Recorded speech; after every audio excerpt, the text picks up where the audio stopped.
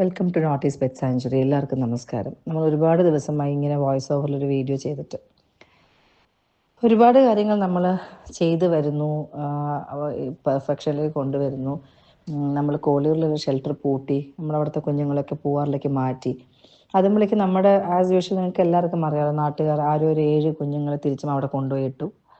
അപ്പോൾ അത് പൂട്ടുന്നതിൻ്റെയും ഇത് നോക്കുന്നതിൻ്റെ ഭാഗമായിട്ടും ഒക്കെ നമ്മൾ ഒരുപാട് തിരക്കിലായതുകൊണ്ടാണ് നമുക്ക് ഇത്രയും ദിവസം ചെയ്യാൻ പറ്റാത്തത്. ഇത് വളരെ എമർജൻസി ആയിട്ടുള്ള ഒരു പോസ്റ്റ് ആയതുകൊണ്ട് എന്തായാലും ചെയ്യണം എന്നുള്ളതുകൊണ്ടാണ് ഒരു വോയിസ് ഓവർ ചെയ്യുന്നത്.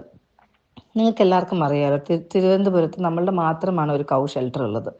കൗസിന് വേണ്ടി മാത്രം ഡെഡിക്കേറ്റ് ചെയ്ത ഒരു ഷെൽട്ടർ നമുക്കുണ്ട്. അറിവുശാലയിൽ നിന്ന് കൊണ്ടുവന്ന് നോക്കുന്ന കുഞ്ഞുങ്ങളാണ് എല്ലാവരും. അപ്പോൾ ഇവർ നമ്മൾ ആദ്യമായിട്ട് നമുക്ക് കിട്ടിയപ്പോൾ 32 പേരെ കിട്ടിയപ്പോൾ ഒരു ഷെഡ് ഉണ്ടായിരുന്നു. ആ ഷെഡിൽ തന്നെയാണ് നമ്മളിവർ നോക്കിയിരുന്നത്. പെട്ടെന്നൊരു ദിവസം എനിക്ക് തോന്നി ഒരു പുതിയ ഷെഡും കൂടെ വേണം. അപ്പോൾ എല്ലാവരും ഒരു കുടക്കയിൽ നിൽക്കുമ്പോൾ നമുക്ക് നോക്കാൻ എളുപ്പമുണ്ടല്ലോ. അങ്ങനെ ഞാൻ ഒരു ഷെൽട്ടർ കെട്ടി. ഒരുപാട് പേര് നമ്മൾ സഹായിച്ചിട്ടും ഒരുപാട് നമ്മൾ ബുദ്ധിമുട്ടിയിട്ടും ഒക്കെയാണ് ഈ ഷെൽട്ടർ കെട്ടിയത്, ഈ ഒരു ഷെഡ് കെട്ടിയത്.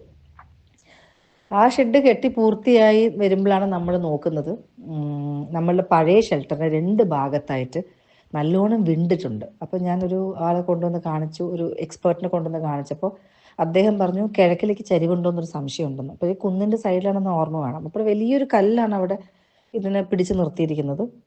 കല്ല് കെട്ടി പൊക്കിയിട്ടാണ് അവർ ചെയ്തിട്ടുള്ളത്. 15 വർഷം പഴക്കമുള്ളൊരു ഷെഡാണ്. അപ്പോൾ ഇതൊന്നും നമ്മൾ അറിയുന്നില്ല, ബാക്ക്ഗ്രൗണ്ട് നമ്മൾ അറിയുന്നില്ല. അങ്ങനെ ഞാൻ ഇന്നാളൊരു സ്ട്രക്ചറൽ എഞ്ചിനീയറെ കൊണ്ടുവന്ന് കാണിച്ചു. അപ്പോൾ എനിക്ക് എന്തുകൊണ്ടോ മഴ പെയ്യുമ്പോൾ എനിക്ക് ഉറക്കം വരില്ല, ഞാൻ എണീച്ചിരിക്കും, പേടിയാണ് എനിക്ക്. എനിക്ക് തോന്നുന്നു ഇടുക്കിയിലൊക്കെ നമ്മൾ ഉരുൾപൊട്ടൽ കണ്ടിട്ടുള്ളതിൻ്റെ ഒരു എഫക്റ്റ് ആണോ എന്ന് എനിക്കറിയില്ല. എനിക്ക് എപ്പോഴും കുന്നിൻ്റെ മുകളിൽ കാണുമ്പോൾ, ഈ ബിൽഡിംഗ് കാണുമ്പോൾ ഒരു പേടിയാണ് മനസ്സിന്.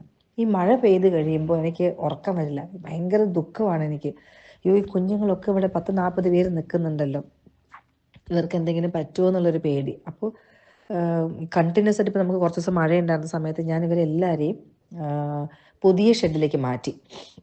പഴയ സൈഡിൽ ഒരു 10-12 പേരും നിൽക്കേണ്ടി വന്നു. അവരെയൊക്കെ പടിഞ്ഞാറ് സൈഡിലേക്ക് മാറ്റിയിട്ട് എല്ലാവരെയും ഞാൻ പുതിയ ഷെഡിലേക്ക് മാറ്റി. ഇപ്പോൾ പഴയ ഷെഡ് ഓൾമോസ്റ്റ് കാലിയാണ്. 10-12 പേര് മാത്രം പടിഞ്ഞാറ് സൈഡിലോട്ട് നിൽക്കുന്നുണ്ട്. അങ്ങനെ ഞങ്ങൾ സ്ട്രക്ചറൽ എഞ്ചിനീയറെ കൊണ്ടുവന്ന് കാണിച്ചപ്പോൾ പുള്ളി പറഞ്ഞു അവിടെ വേസ്റ്റ് മാനേജ്മെൻറ്റ്, അതായത് വെള്ളം ഒഴുകി വീഴുന്നത് സ്ഥലത്തൊക്കെ കുഴിയായിട്ട് അത് ഭൂമിയിലേക്ക് പോയിട്ടൊക്കെയാണ് ഈ പ്രശ്നം വരുന്നത്. അപ്പോൾ ആദ്യം നമുക്ക് ചെയ്യേണ്ടത് ഈ വെള്ളം ഒഴുകി പോവുക. അപ്പോൾ പുതിയ ഷെഡിൻ്റെ ചുറ്റും നമുക്ക് കോൺക്രീറ്റ് ഇടണം, പഴയ ഷെഡിന് ചുറ്റും കോൺക്രീറ്റ് ഇടണം. ഒരു വിധത്തിലും അവിടെ നിന്നുള്ള വെള്ളങ്ങൾ നിന്ന് ഈ ഇതിൻ്റെ അസ്ഥിവാരത്തിലേക്ക് പോകാൻ പാടില്ല. അതാണ് ആദ്യം നമ്മൾ ചെയ്യേണ്ടത്. വേസ്റ്റ് മാനേജ്മെൻറ്റ് എനിക്ക് അർജൻറ്റായിട്ട് ചെയ്യണം. പിന്നെ നമ്മൾ ചെയ്യേണ്ടത് ഒരു കോൺടോർ നോക്കുന്ന ഒരാളെ കൊണ്ടുവന്ന് കാണിച്ചിട്ട് അവിടുത്തെ ആ മണ്ണും അതിൻ്റെ പല തലത്തിലാണല്ലോ അവർ നിൽക്കുന്നത്, നമ്മളുടെ ഷെഡ് നിൽക്കുന്നത്. അപ്പോൾ അതിൻ്റെ ഒരു മണ്ണിൻ്റെ ഒരു ഇതും നോക്കിയിട്ട് അതിൻ്റെ ആ എന്താ പറയുക പ്രദേശത്തിൻ്റെ കിടപ്പും നോക്കി ഏത് തരത്തിലുള്ള റീറ്റെയിനിങ് വാൾ വേണമെന്നുള്ളത് നമ്മൾ ചിന്തിക്കേണ്ടതുണ്ടെന്നുള്ളത്. അപ്പോൾ ഇത് 2 കാര്യങ്ങൾ നമുക്ക് അർജൻറ്റാണ് ചെയ്യാനായിട്ട്. പക്ഷേ ഇതിനെല്ലാത്തിനും നമുക്ക് ഫണ്ട് ആവശ്യം. നമ്മളിപ്പോൾ ഒരു ഷെഡ് കെട്ടി കഴിഞ്ഞേ ഉള്ളൂ. പുതിയ ഷെഡിന് നമുക്ക് 22 ലക്ഷം രൂപയോളം ചിലവായിട്ടുണ്ട്. നമ്മളത് പല ആൾക്കാരും സഹായിച്ചിട്ടാണ് നമ്മളത് ചെയ്തത്. ഒരുപാട് നമ്മൾ പിരിച്ചിട്ടും സഹായിച്ചിട്ടും ഒക്കെയാണ് നമ്മളത് ചെയ്തത്.